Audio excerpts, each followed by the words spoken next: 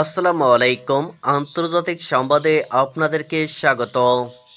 ইসরায়েলের ১৫০ স্থাপনায় আঘাত হেনেছে ইরান। এ নিয়ে থাকবে আজকের বিস্তারিত আলোচনা। চলুন ভিউয়ার্স, আমরা বিস্তারিত দেখে আসি। ইরানের জ্যেষ্ঠ সামরিক কর্মকর্তা ব্রিগেডিয়ার জেনারেল আহমেদ ওয়াহিদি বলেছেন, ইসরায়েলি আগ্রাসনের বিরুদ্ধে প্রতিশোধমূলক অভিযানের সময় ইরানের ক্ষেপণাস্ত্র ইসরায়েলের কমপক্ষে ১৫০টি লক্ষ্যবস্তুতে আঘাত হেনেছে। এর মধ্যে বেশ কয়েকটি গুরুত্বপূর্ণ কৌশলগত সামরিক ঘাঁটি রয়েছে। শনিবার ভোরে রাষ্ট্রীয় টেলিভিশনে কথা বলার সময় ইসলামী বিপ্লবী গার্ড বাহিনী আইআরসিজি প্রধান কমান্ডারের জ্যেষ্ঠ উপদেষ্টা এ তথ্য জানান। তার ভাষায়, আইআরজিসি অ্যারোস্পেস ডিভিশন পরিচালিত অপারেশন টু প্রমিস 3 অভিযানের প্রথম ধাপ সফলভাবে বাস্তবায়িত হয়েছে। ইসরায়েলের কৌশলগত ওইসব লক্ষ্যবস্তুতে একাধিকবার সফলভাবে আঘাত করা হয়েছে বলেও জানান ব্রিগেডিয়ার জেনারেল ওয়াহিদি।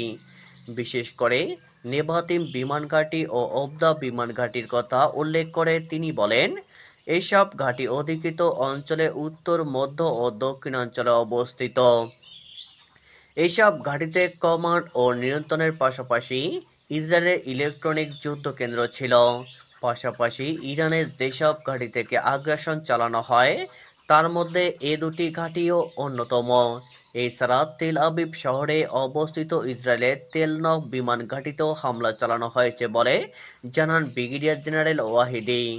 আইআরজিসি কমান্ডারের মতে, ইরানের প্রতিশোধের সময় ইহুদিবাদী সামরিক বিষয়ক মন্ত্রণালয় এবং সামরিক শিল্প কেন্দ্রগুলোতেও হামলা চালানো হয়েছে। এদিকে ইরানের পাল্টা হামলায় ইসরায়েলে এ পর্যন্ত ৩ জন নিহত ও ১৭২ জনের বেশি আহত হয়েছেন বলে স্বীকার করেছে ইসরায়েলি মিডিয়া। সর্বশেষ খবর অনুযায়ী ইসরায়েলি প্রতিরক্ষা বাহিনী আইডিএফ জানিয়েছে তারা ইরানে তাদের অভিযান চালিয়ে যাবে।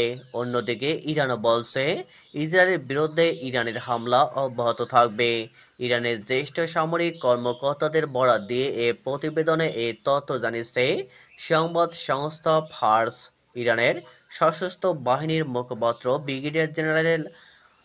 ব্রিগেডিয়ার জেনারেল আবুল ফজর শোকারসির বলেন, গত রাতের সীমিত পদক্ষেপের মাধ্যমে এই সংঘর্ষ শেষ হবে না।